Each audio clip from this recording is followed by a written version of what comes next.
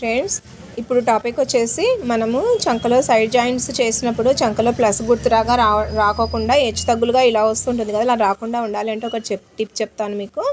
First మనము చంక దగ్గర ఇలా మనము హ్యాండ్స్ జాయింట్ పెట్టుకొని ఉంటాం కదా, హ్యాండ్స్ జాయింట్ పెట్టుకున్న దగ్గర ఇలా వచ్చేసి కరెక్ట్గా పెట్టేసుకొని ఇక్కడ ఫస్ట్ ఒక రఫ్ ఇచ్చుకోండి.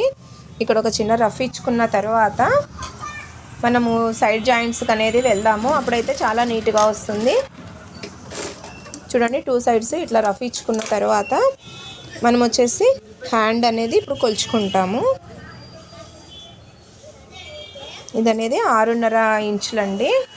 చెయ్యి మొత్తం రౌండ్ వచ్చేసి 6.5 13 ఇంచులు అవుతుంది. మనము ఇలా కుట్టేసుకున్న తర్వాత ఫస్ట్ మనకి చంక ఎంత కావాలి,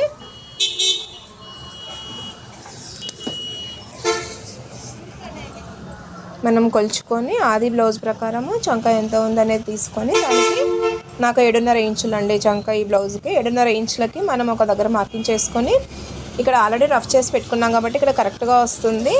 మీరు కూడా ఇట్లా ట్రై చేయండి. ఈ టిప్ అనేది చాలా ఉపయోగపడుతుంది. చాలా వరకు బ్లౌజెస్ కుట్టినప్పుడు హ్యాండ్స్ దగ్గర హెచ్చు తగ్గులుగా వస్తుంది కదా, అలా రాకోకుండా ఉంటుంది.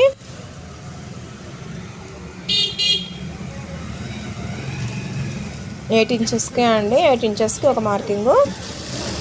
ఫస్ట్ మనం ఇలా వేసేసుకున్న తర్వాత మనం కరెక్ట్గా జాయింట్స్ అనేది చేసుకున్నామంటే సైడ్ జాయింట్స్ చాలా నీట్గా వస్తుంది. ఇదిగోండి, చంకలో ప్లస్ గుర్తులాగా ఎలా వచ్చింది చూడండి. ఇట్లా రావాలి అంటే మీరు కూడా ఇలా ట్రై చేయండి.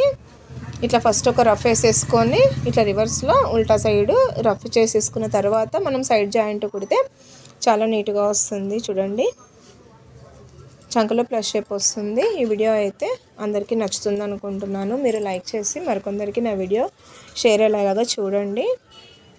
ఎందుకంటే ఇలాంటి టిప్స్ మరికొందరికి ఉపయోగపడతాయి కదా.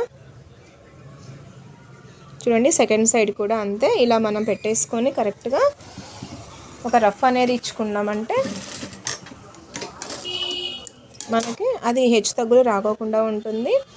తర్వాత మన మార్కింగ్ ప్రకారము ఎలా కుట్టుకుంటామో అలా ఆది బ్లౌజ్ ప్రకారం అనేది అలాగే మనం స్టిచ్చింగ్ చేసుకోవాలి. సైడ్ జాయింట్లు అనేవి ఇలా చేస్తే కరెక్ట్గా వస్తుంది. వీడియో నచ్చితే లైక్ చేయండి. Please subscribe my channel.